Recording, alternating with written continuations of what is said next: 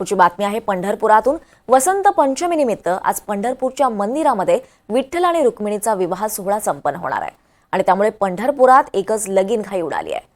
लग्नासाठी मंदिर हे फुलांनी एका राजवाड्याप्रमाणे सजवण्यात आलंय। रुक्मिणी स्वयंवराची कथा झाल्यानंतर साधारणपणे 11 ते 11:30 वाजण्याच्या सुमारास विठ्ठल आणि रुक्मिणीचा अंतरपाठ धरून प्रत्यक्ष विवाह संपन्न होणार आहे। या विवाहासाठी सकाळपासूनच पंढरपुरात भाविकांनी मोठी गर्दी केल्याचं पाहायला मिळत आहे। पंढरपुरात आज विठ्ठल रुक्मिणीचा विवाह सोहळा पार पडतोय आणि त्यामुळे पंढरपुरात एकच लगीन घाई उडालेली दिसते। या लग्नासाठी मंदिर हे फुलांनी एका राजवाड्याप्रमाणे सजवण्यात आलं आहे। याचाच आढावा घेतलाय आमचे प्रतिनिधी संकेत कुलकर्णी यांनी।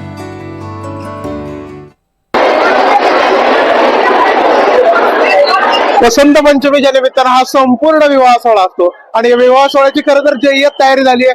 विवाह सोहळ्यासाठी हा विधिमंडप उभारला गेला आहे। वऱ्हाडी भाविक जे आहेत या शाही विवाह सोहळ्याचे साक्षीदार होण्यासाठी विठ्ठल मंदिरात दाखल झाले। सनई चौघड्यांचे सूर आहेत आणि अशातच संपूर्ण वातावरण मंगलमय होऊन गेलंय। विठ्ठल मंदिरात एकच लगीन घाई सुरू झालेली आहे। साधारण 10 वाजता रुक्मिणी स्वयंवराची कथा सुरू होईल।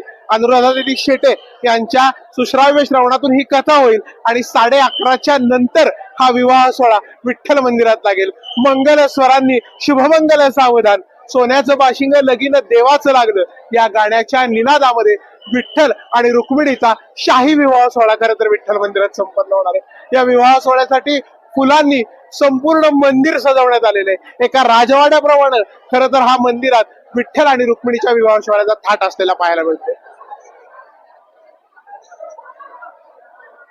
निश्चितच खरं तर परंपरेप्रमाणे अनेक वर्षापासून या विवाह सोहळ्याची परंपरा आहे। श्रीकृष्णानं म्हणजेच विठ्ठलानं रुक्मिणीचं पाणीग्रहण केलं आणि हेच पाणीग्रहण जे आहे त्या पाणीग्रहणाची साक्ष म्हणून वसंत पंचमी दिवशी विठ्ठलाचा आणि रुक्मिणीचा विवाह सोहळा जातो। याच स्मृती जागवण्यासाठी विठ्ठल मंदिरामध्ये परंपरेप्रमाणे हा विवाह केला जातोय। आज विवाहानंतर भाविकांना दुपारी पंचपक्वान्नाच्या भोजनाची देखील व्यवस्था मंदिर समितीच्या माध्यमातून करण्यात आली। सायंकाळी 5 वाजता विठ्ठल आणि रुक्मिणी मातेची भव्य शोभायात्राही निघणार आहे। त्यामुळे संपूर्ण एका लग्नाच्या रीतिरिवाजाप्रमाणे हा विठ्ठल मंदिरामध्ये विवाह सोहळा संपन्न होईल।